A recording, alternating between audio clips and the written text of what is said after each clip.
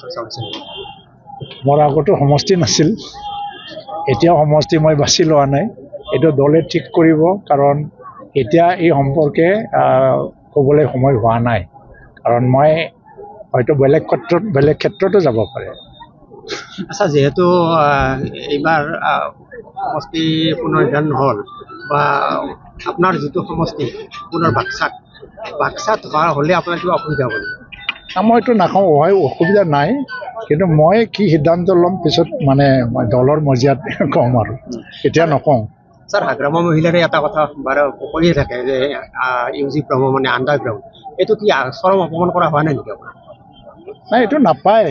যিবিলাক শিক্ষিত মানুহ আৰু পাব্লিক লাইফত থকা নেতৃত্ব দিয়া মানুহ এইবিলাক ক'ব নাপায় উপলন্য কৰিবলৈ, কাৰণ ডক্টৰ হিমন্ত বিশ্ব শৰ্মা আজি কংগ্ৰেছক আক্ৰমণ কৰে, ৰাহুল গান্ধীক সন্মান সহকাৰে নাম লৈ পেলাই ৰাহুল গান্ধী বুলিয়ে আক্ৰমণ কৰে, আৰু অসমৰ গৌৰৱ গগৈ এনেকৈ উপলুঙা কৰি কোৱা নাই। তেওঁৰ এটা স্বভাৱ আছে, এইটোৱেই মানে মই এইটো লৈ পেলাই ইমান চিন্তাও নকৰোঁ, কিন্তু এইটো নাপায়। এজন তেওঁ মুৰব্বী হয়, কনষ্টিটিউচনেল হেড হয়, আৰু সিদিনা আমাৰ BTCৰ যিটো ছেক্ৰেটাৰিয়েটত ঘটনা ঘটি গ'ল, তাৰ কাৰণে মোক জগৰীয়া কৰিছে, মোৰ হাত আছে বুলি কৈছে।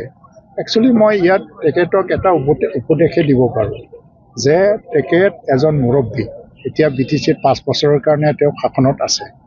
তেওঁৰ দায়িত্ব হ'ল যে কিবা আন্দোলন হ'লে আন্দোলনকাৰী নেতাসকলক মাতি পেলাই সমস্যাটো সমাধান কৰিব লাগে, উত্তেজিত কৰিব নালাগে। কাৰণ উত্তেজিত কৰি থকা যেন দেখিছোঁ, কাৰণ এতিয়া তেওঁ একশ্যন মনত গৈছে, সেই কোনো সমস্যা সমাধানত নাই। তো উত্তেজিত কৰি থাকিলেতো পৰিৱেশটোতো বেয়া হ'ব, কাৰ কাৰণে ভাল হ'ব এইটো? কাৰণ তেওঁ মানে যিবোৰ ভাষণ দিয়ে, এটাক কৰে, আক্ৰমণ কৰে, তো তেওঁ বিচাৰিছে নেকি উত্তেজিত হৈ থাকক বিধানসভালৈকে? মই এইটোৱেই মানে ভাবি আছোঁ যে তেখেতে উত্তেজনাময় এটা পৰিৱেশে বিচাৰি আছে নেকি, যাৰ কাৰণে উত্তেজনা সৃষ্টিয়ে কৰি আছে। এতিয়া মই তেখেতৰ ছিনিয়ৰ আছিল, তেখেতক দীৰ্ঘদিনীয়া এটা সংগ্ৰামত লগ পাইছোঁ, তেখেতক দেখিছোঁ, মৰমো কৰিছোঁ। মই আজিলৈকে তেখেতক আণ্ডাৰগ্ৰাউণ্ড বুলি ক'লেতো তেওঁৰ প্ৰকৃতভাৱে হাগ্ৰামা মহিলাৰী তেখেতে নিজেই মানে আণ্ডাৰগ্ৰাউণ্ডত থাকি আন্দোলন কৰা মানুহ, সেইটো লৈ পেলাই মই কোনোদিন উপলুঙা নকৰোঁ। তেখেতসকলৰ আন্দোলনৰ সময়ত কি কি ঘটনা ঘটিছে মই আজিলৈকে একো ক'বলৈ নাযাওঁ। তাৰমানে এইটো এটা মানে সন্মানৰ এটা মাত্ৰা থাকে, মানুহক চবকে সন্মান জনাব লাগে, কিন্তু উত্তেজনা তেওঁ বিচাৰিব নালাগে। উত্তেজনা সৃষ্টি কৰাটো তাৰ উদ্দেশ্য হ'ব নালাগে। যিবিলাকে কৰিছে এটা জুডিচিয়েল ইনকুৱাৰী দিয়ক, দোষীয়ে শাস্তি পাব যদি কোনোবা আছে, সেইটো মই ক'ব লগা নাই। কিন্তু সামগ্ৰিকভাৱে সমাজত যাতে উত্তেজনা আকৌ বিৰাজ নহয়, তাৰ কাৰণে এইটো নিৰাময় কৰিবৰ কাৰণে তেওঁৰ প্ৰথম দায়িত্ব তেওঁ মাতি আলোচনা কৰক আন্দোলনকাৰীসকলৰ লগত, আৰু BTCত যি আলোচনাৰ এটা পৰিণাম ওলাব এইটো ৰাজ্য চৰকাৰে বিবেচনা কৰিবলৈ বাধ্য হ'ব। সেইটো নকৰি পেলাই ই মানে এনেকেই কৈ আছে, হয়তোবা সি বহুত কাৰণত কৈ আছে, ভয়ভীত হ'ল নেকি, এই ধৰণৰ মানে এজন মুৰব্বী বা এজন প্ৰশাসকৰ মানে এজন চৰকাৰৰ হেড হিচাপে এই ধৰণৰ ব্যৱহাৰটো ৰাইজৰ কাৰণে কাম্য নহয়। অৰুণোদয় দিব পৰা নাছিল ইলেকশ্যনৰ আগত, কিন্তু ইলেকশ্যনৰ পিছত এটা দীঘলীয়া প্ৰক্ৰিয়া বাছনিৰ আজি সম্পূৰ্ণ হৈ গৈছে। এইটো প্ৰায় 4.5 লাখমান অৰুণোদয় বেনিফিচিয়াৰীসকলক অৰুণোদয় দিয়াৰ কাৰণে আজি উদ্বোধন কৰা হয়। আজি বাক্সা জিলাত 60,409জন বেনিফিচিয়াৰী অৰুণোদয় পাব।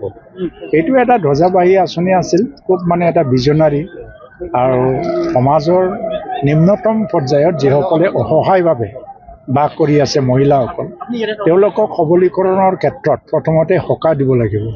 সেইকাৰণে সকাহ দিয়া হ'ল। এতিয়া মহিলা উদ্যমিতা অভিযানৰ অধীনত 10,000 টকা BTCত জানুৱাৰীৰ ভিতৰত দিয়া হ'ব। তাৰ দ্বাৰা দি তেওঁলোকে নিজে বেপাৰ কৰি পেলাই আত্মনিৰ্ভৰ হ'ব লাগে, সেইটো উদ্দেশ্য আছিল। মই ভাবোঁ যে এই আঁচনিয়ে আমাৰ মহিলাসকল আৰু পৰিয়াল, অকল মহিলা বুলি নহয়, যি মহিলাই যি মানে ঘৰত থাকে এই পৰিয়ালৰ কাৰণে ডাঙৰ সকাহ।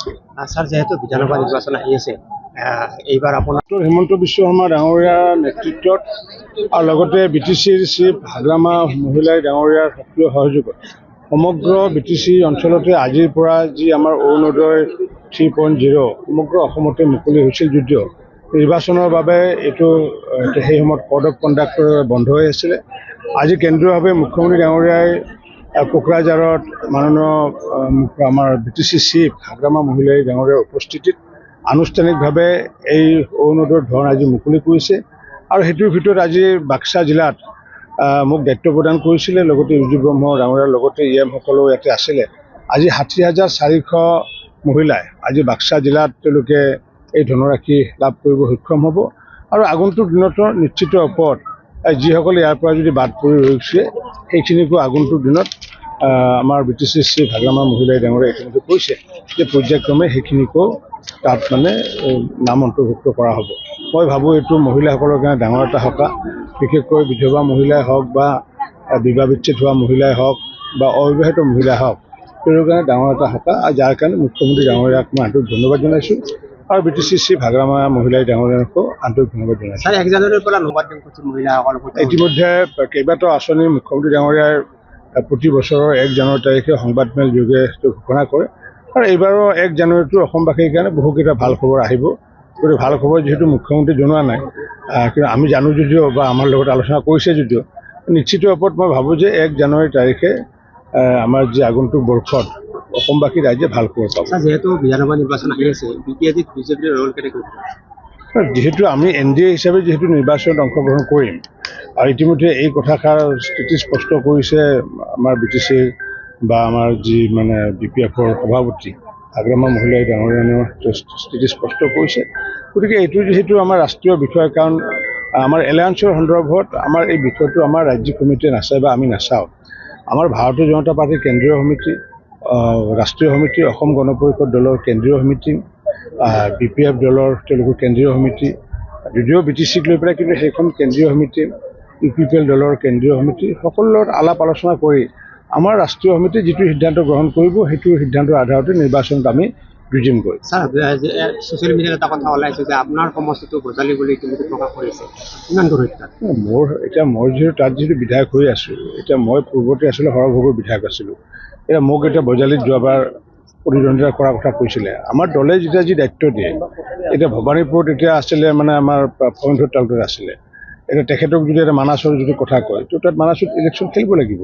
মোক যদি কয় যে নহয় বৰাক ভেলীত গৈ পেলাই হেৰিৰ পৰা বদৰপুৰৰ পৰা খেলিব লাগে, বদৰপুৰ খেলিব লাগিব, কাৰণ বদৰপুৰৰ পৰা বিমলা প্ৰসাদ চলিহা নিৰ্বাচনত অংশগ্ৰহণ কৰিছে, বা প্ৰফুল্ল মহন্ত ডাঙৰীয়া বেলেগত নিৰ্বাচন খেলিছে, আমাৰ মুখ্যমন্ত্ৰী হিমন্ত বিশ্ব শৰ্মা ডাঙৰীয়া বেলেগত নিৰ্বাচন খেলিছে। এইটো আমাৰ দলৰ ওপৰত নিৰ্ভৰ কৰে। দলে যাক য'ত যি প্ৰক্ষেপ কৰে, বিধায়ক হিচাপে হওক বা সাংসদ হিচাপে হওক বা দলৰ দায়িত্ব হিচাপে হওক বা বুথৰ সভাপতি হিচাপে দলে যি দায়িত্ব দিয়ে আমি সেইটো গ্ৰহণ কৰিব লাগিব। আমি স্যাৰ যেহেতু আজি